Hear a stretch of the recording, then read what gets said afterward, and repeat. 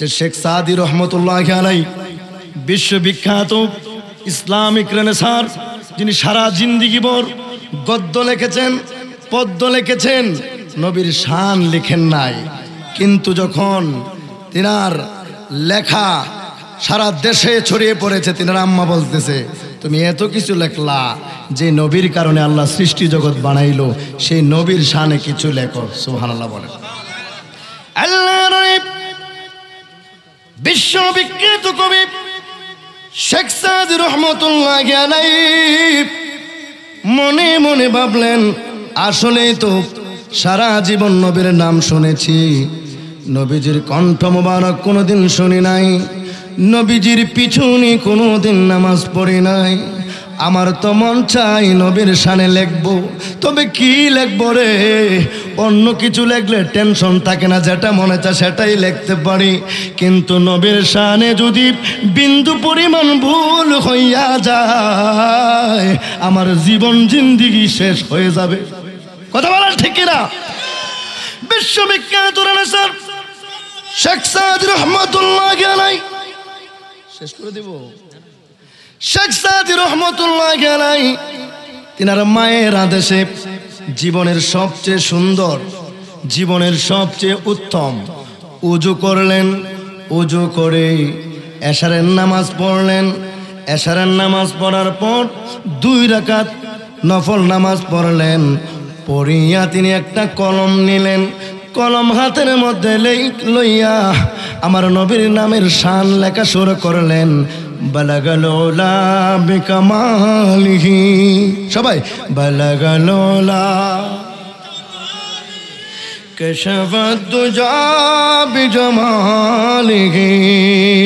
লেখার পর আর সামনে লিখতে পারে না, কি লিখবো কি লিখবো।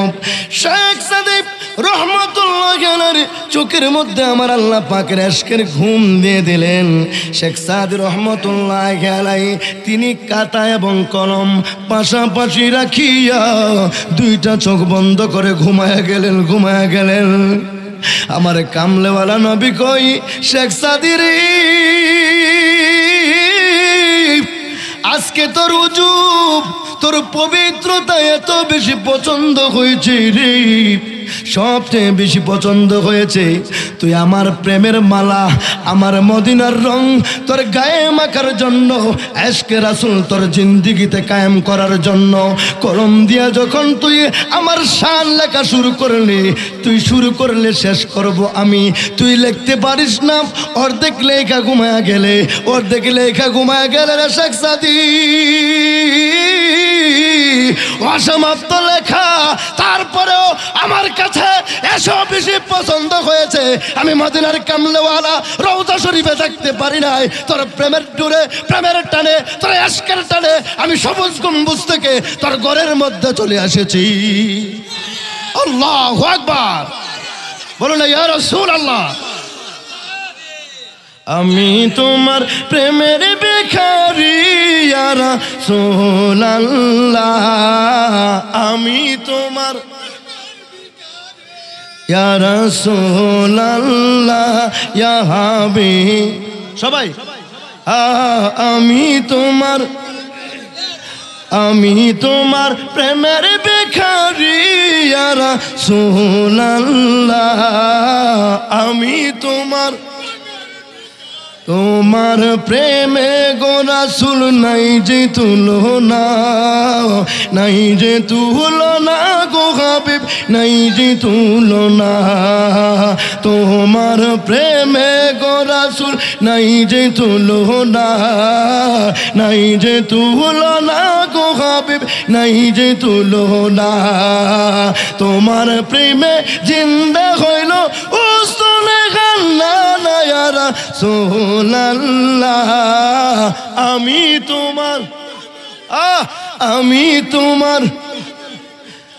আমি তোমার প্রেমের ভিখারি ইয়া রাসূলুল্লাহ ইয়া হাবিব, আমি তোমার। সবাই জি বলেন না, সবাই বলেন না, নবীজিকে ভালোবাসতে মন চায় না? এই নিশিরাত, দোয়া কবুলের রাত, এই শাবান মাস, সামনে রমজান মাস, কথা কোন ঠিক কিনা?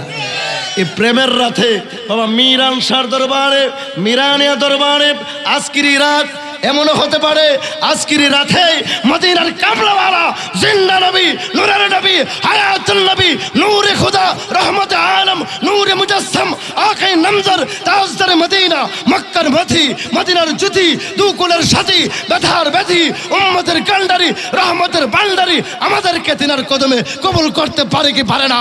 তুই হাত তুলে নিশি রাতে মদিনার কামলাওয়ালাকে দেখা। আল্লাহু আকবার। তোমার প্রেমেতে আমার কলি জায়াঙ্গার, কলি জায়াঙ্গার গো হাবিব, কলি জায়াঙ্গার। বলো তোমার প্রেমেতে আমার কলি আর কলি জায়াং। দেখছো আশেক রাসূল কাকে বলে? এই বৃষ্টিতে ভিজে ভিজে গাড়ি দিয়া, হাইটটা, নৌকা দিয়া, সাঁকো দিয়া। আমি হামিদুল ইসলাম হেলালি সত্যি বলতেছি, আমার লাইফে এত কঠিন জার্নি হয় নাই। আমি বিশ্ব রোড থেকে ভাবছিলাম ফিরত যাবো, আবার কই দীর্ঘ 5 বছর উপবাস, দীর্ঘ 5 বছর ধরে মিলন মেলা হয় নাই দরবারে, কলিজা ফেটে যায়। আমার আব্বা আম্মা তাহেশা হুজুরের পাগল, আমার আম্মা বলছে তোর মাহফিল থাকলো তুই যা, আমি অসুস্থ। আজকে 5 বছর ধরে দরবারে উরুস হয় না, ভক্ত মুরিদ পাগল হয়ে আছে। এই 5 বছরের ব্যবধানে কত ভক্ত মুরিদ কবরে চলে গেছে, আফসোস রয়ে গেল। আজকে থেকে আমরা সবাই ওয়াদাবদ্ধ, যতদিন বেঁচে থাকবো দরবারের উরুস মাহফিলে ইনশাল্লাহ আসবো। আসবো কি আসবো না? আমার মিরান শাহ দয়াময়, তোমারে দেখিবা আর মনে চাই কত শান, তোমার কত মান, কত কেরামত শুনি গো বড় শান্তি পাই। দেখতে জানি তুমি কত সুন্দর ছিল। আল্লাহু আকবার। দরবারে লম্বা জারবাতি নাই, দরবারে বড় কোনো গেট নাই, দরবারে বড় কোনো প্যান্ডেল নাই, দরবারে কোনো আয়োজন, এত বিশাল আয়োজন নাই, দরবারের এত বেশি মাইকিং করতে হয় না, দরবারের এত বেশি পোস্টার করতে হয় না। তারপরও মানুষগুলি কিসের আশায়, কিসের নেশায়, কেউ নৌকা দিয়ে, কেউ হেঁটে হেঁটে, যেই মানুষগুলি পাশের গ্রামে শ্বশুর বাড়ি বছরে একবার যায় না, কিন্তু মিরান শাহ বাবার দরবারে কিসের জন্য আসে রে? টাকা দিয়ে পাওয়া যায় না, মাইকিং করে পাওয়া যায় না, পোস্টার করে পাওয়া যায় না, কিন্তু মিরান শাহ বাবার ভাগ্য তুমি কি আছে রে? মানুষ খায়া না খায়া সন্ধ্যার পর থেকে বসে আছে। এই প্যান্ডেলের মধ্যে অনেক মানুষ আছে রে, এখনো খাবার খাই না, চা খাই না, পান খাই না, একটাই আশা নিয়ে বসে আছে, দয়াল মিরান শাহ যদি কবুল করে। কথা বলেন ঠিক কিনা?